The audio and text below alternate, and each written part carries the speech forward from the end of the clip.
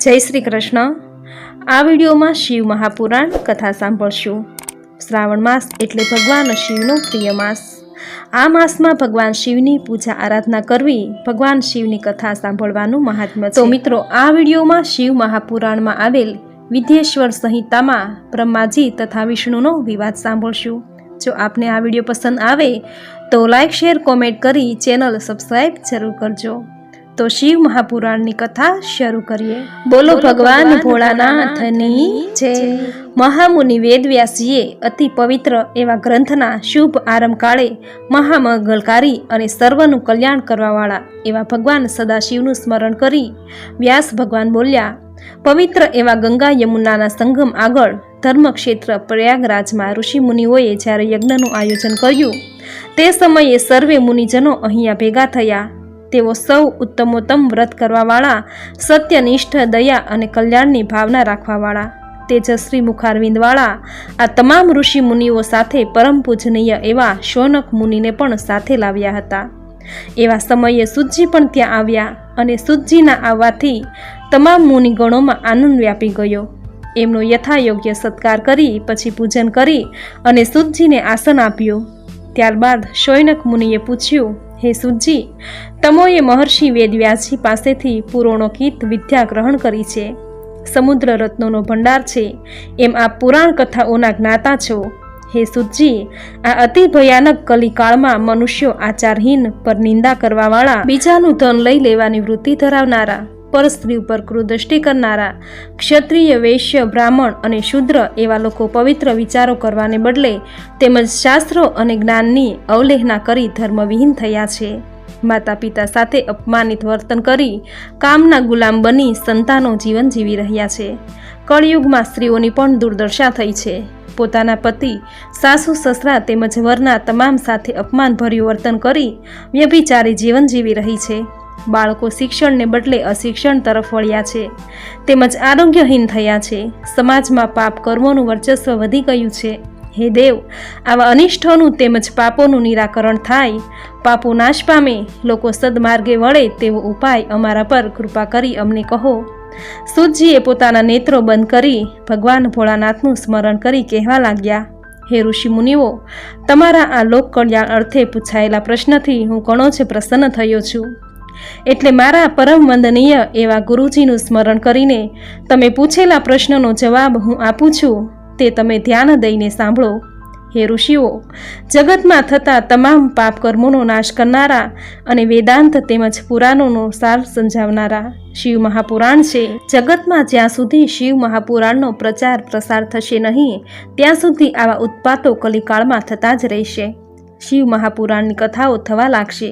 શિવ મહાપુરાણમાં લોકોની આસ્થા પ્રબળ થશે। ત્યારે જાણજો કે મંત્ર તંત્રના ભેદભરમ, દેવદાનવની મૂંઝવણો તથા મત મતાંતરોના વિવાદો વિખાદોનો અંત આવશે। હે બ્રાહ્મણ શ્રેષ્ઠો, શિવ મહાપુરાણની કથાઓના વાંચનથી, પાઠથી મનુષ્યને દેવોને દુર્લભ એવા ફળની પ્રાપ્તિ થાય છે। વળી જે કોઈ પણ આ શિવ મહાપુરાણના એક જ શ્લોકને સાંભળે છે તેમજ એક જ શ્લોકનું વાંચન કરે છે તેને અશ્વમેઘ યજ્ઞ કર્યાનું ફળ મળે છે। જે મનુષ્ય બીજાના મુખેથી શિવ મહાપુરાણ કથા સાંભળે છે તેવા મનુષ્યના તમામ પાપોનું શમન થાય છે। જેઓ માત્ર શિવ પુરાણને પ્રણામ કરે છે તેના ઉપર દેવતાઓ પ્રસન્ન થાય છે અને તેમના કૃપાપાત્ર બને છે। 14ના દિવસે જેઓ ઉપવાસ કરે છે અને શિવ મહાપુરાણનો પાઠ કરે છે, કથા સાંભળે છે, તેમને પૂરણ પરમેશ્વરનું પુણ્ય પ્રાપ્ત થાય છે અને અંતકાળે મુક્તિ મળે છે, હરિપદને પામે છે। જે કોઈ આ શિવ મહાપુરાણની રુદ્ર સંહિતાનો ભક્તિભાવથી પાઠ શ્રવણ કરે છે તેને બ્રહ્મહત્યા જેવા પાપનો નાશ થઈ જાય છે। જે કોઈ ભૈરવની સામે ભક્તિભાવથી પોતાના ચિત્તને શાંત કરીને જે કોઈ આ રુદ્ર સંહિતાનો દિવસમાં 3 વાર પાઠ કરે છે તેની તમામ મનોકામનાઓ પરિપૂર્ણ થાય છે। કૈલાસ સંહિતા ઓમકારના સ્વરૂપને નિર્મિત કરનારી તથા બ્રહ્મરૂપ પણ છે।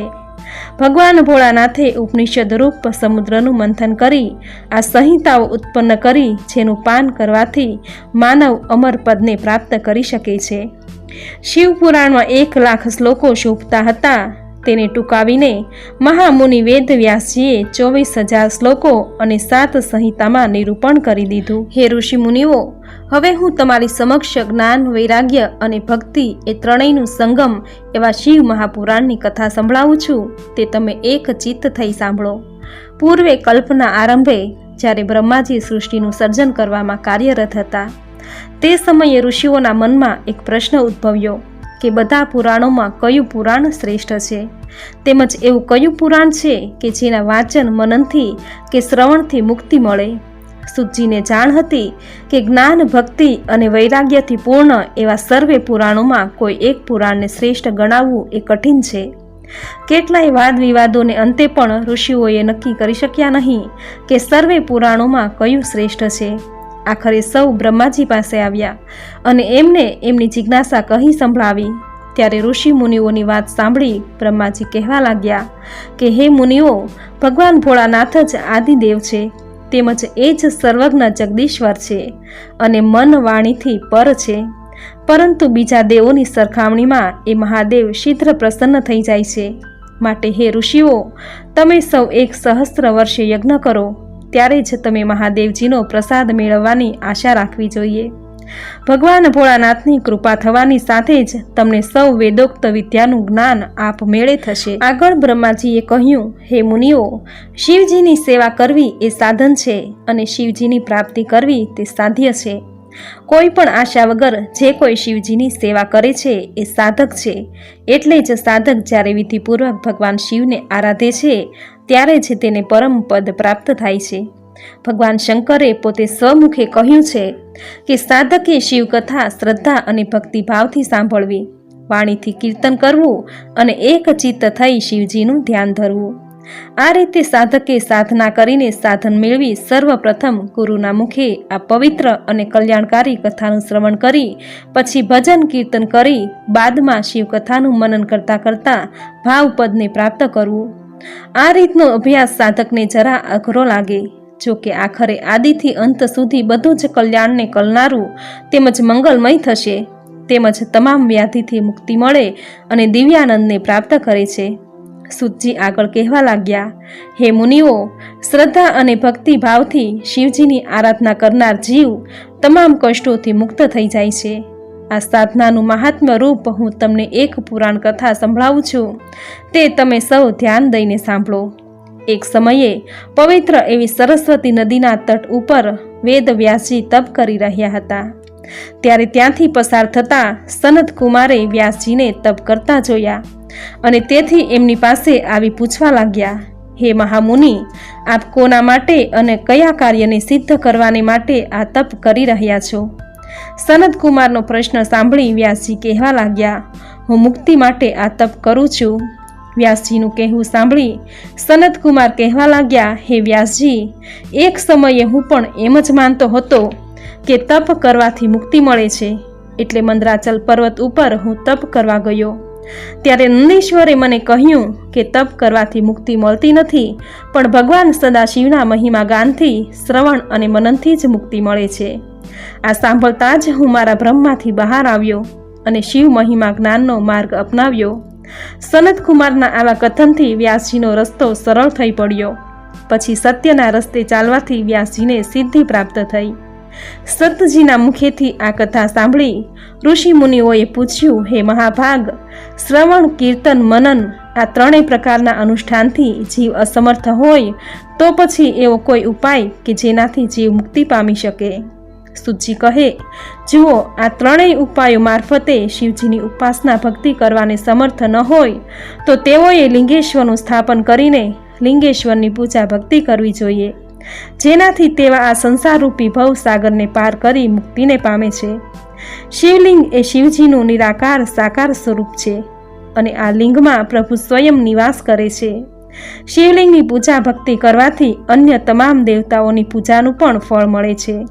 અહીં હું તમને નંદિકેશ્વરજીએ બતાવેલા પ્રસંગનું તાત્પર્ય આ પ્રમાણે છે. એકવાર મહાકાળ કલ્પના સમયે બ્રહ્મા અને ભગવાન વિષ્ણુની વચ્ચે ઉગ્ર વિવાદ થયો.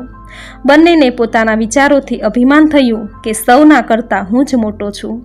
બ્રહ્માજીને વિચાર થયો કે જગતનું સર્જન કરનાર હું જ છું, માટે હું જ મોટો છું. ત્યારે વિષ્ણુ કહે, બ્રહ્મા, તમે તો મારી નાભીમાંથી પ્રગટ થયા છો, એટલે તમે મારા નાભીપુત્ર ગણાય. આમ બંને દેવો વચ્ચે ઉગ્ર વિવાદ થયો અને એનું પરિણામ એ આવ્યું કે બંને પોતપોતાના વાહન ઉપર બેસી યુદ્ધે ચઢ્યા.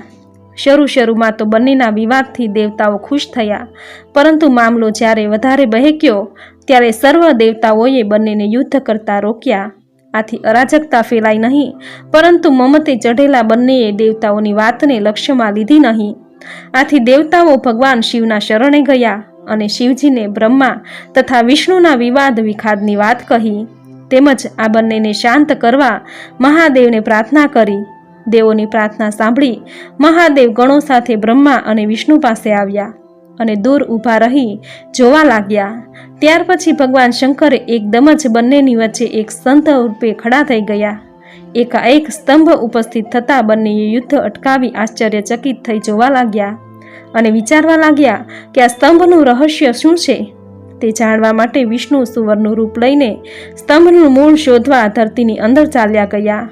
આ તરફ સ્તંભનું મૂળ ક્યાં છે એ જોવા માટે બ્રહ્મા હંસ ઉપર સવાર થઈ આકાશ માર્ગે ઉપર ગયા, પરંતુ પ્રયત્ન કરવા છતાં બંનેમાંથી એકને પણ સ્તંભનું રહસ્ય સમજાયું નહીં.